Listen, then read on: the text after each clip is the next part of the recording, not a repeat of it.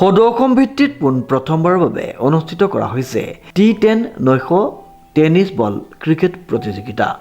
উল্লেখযোগ্য যে যোৰহাটৰ কাটনিগাঁও স্পৰ্টছ ক্লাবৰ উদ্যোগত কাটনিগাঁৱৰ ৰাইজৰ সহযোগত সদৌ অসম ভিত্তিত প্ৰথমবাৰৰ বাবে অনুষ্ঠিত কৰা হৈছে নৈশ T10 টেনিছ বল ক্ৰিকেট প্ৰতিযোগিতা।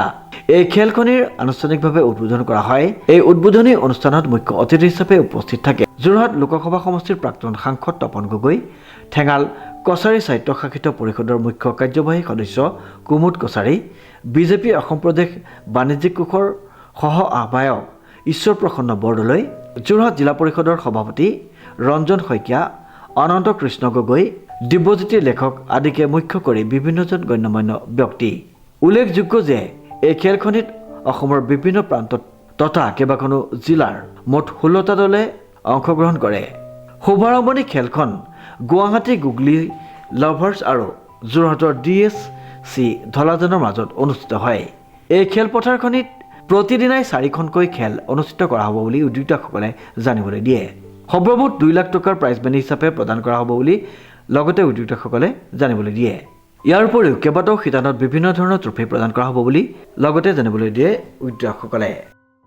কাটনিগাঁও স্পৰ্টছ ক্লাবে ইয়াতে KGPL অৰ্থাৎ কাটনিগাঁও প্ৰিমিয়াৰ লীগ অনুষ্ঠিত কৰিছে দিবানৈশ ক্ৰিকেট প্ৰতিযোগিতা। আৰু এই ক্ৰিকেট প্ৰতিযোগিতাত অসমৰ বিভিন্ন প্ৰান্তৰ কেইবাটাও আগশাৰীৰ দলে অংশগ্ৰহণ কৰিছে এই টেনিছ বল ক্ৰিকেট। আৰু ইয়াত এটা ক্ৰীড়াৰ পৰিৱেশ ৰচনা হৈছে। আৰু কাটনিগাঁও স্পৰ্টছ ক্লাবক মই বিশেষভাৱে ধন্যবাদ জ্ঞাপন কৰিছোঁ যে আমাৰ উঠি অহা যিসকল খেলুৱৈ আছে সেইসকলক উৎসাহিত কৰিবৰ কাৰণে আৰু আজি এই পদক্ষেপ লৈছে। আৰু ইয়াৰ পৰা ভাল ভাল প্লেয়াৰ আমাৰ গাঁওসমূহৰ পৰা ওলাই আহিব বুলি বিশ্বাস আছে।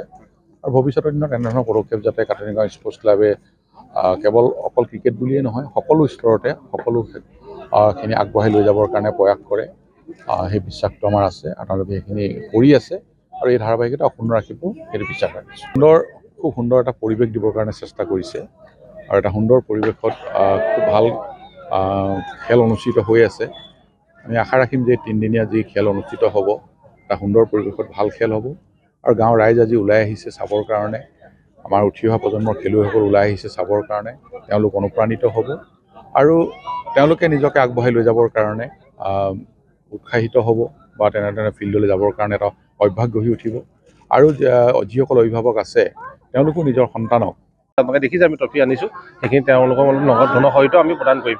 আৰু ইতিমধ্যে গম পাই আজি প্ৰাক্তন সাংসদ তপন কুমাৰ গগৈদেৱ আহি আমাৰ ইয়াত উপস্থিত হৈছিলেহি। তেখেতে আমাৰ যি খেলপথাৰ যি মুকলি কৰিছে তাৰ উপৰিও আমাৰ লগত আছিলে কুমুদ কছাৰী দেৱ, আমাৰ প্ৰাক্তন জিলা পৰিষদৰ সভাপতি ৰঞ্জন শইকীয়া দেৱ, ঈশ্বৰ প্ৰসন্ন বৰদলৈ দেৱ, প্ৰমুখ্য কৰি অনন্ত কৃষ্ণ গগৈদেৱ আৰু আমাৰ লগত বহুতো গণ্যমান্য ব্যক্তি তথা আমাৰ যোৰহাটৰ কেইবাগৰাকীও বিশিষ্ট ব্যৱসায়ীও আছিলে আমাৰ লগত, দিব্যজ্যোতি লেখাওদেৱো আমাৰ লগত আছিলেহি।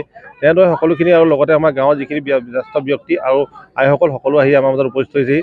যিহেতু অত্যাধুনিক বুলি ক'ব লাগিব কলা কৌশল প্ৰয়োগ কৰা হৈছে খেলখনিত আৰু এনেদৰে আয়োজন কৰা হৈছে। আমি ইতিমধ্যে 16টা টিমৰ নিশ্চিত কৰিলোঁ যোগদান। 16টা টিমে অংশগ্ৰহণ কৰিছে। যিহেতু আমাৰ সময়ৰ প্ৰতি লক্ষ্য ৰাখি আমি 16টা টিম জইন কৰালোঁ আৰু আমাৰ কথা খেলোৱা সিদ্ধান্ত T10 মানে প্ৰত্যেকখন খেলতে দলে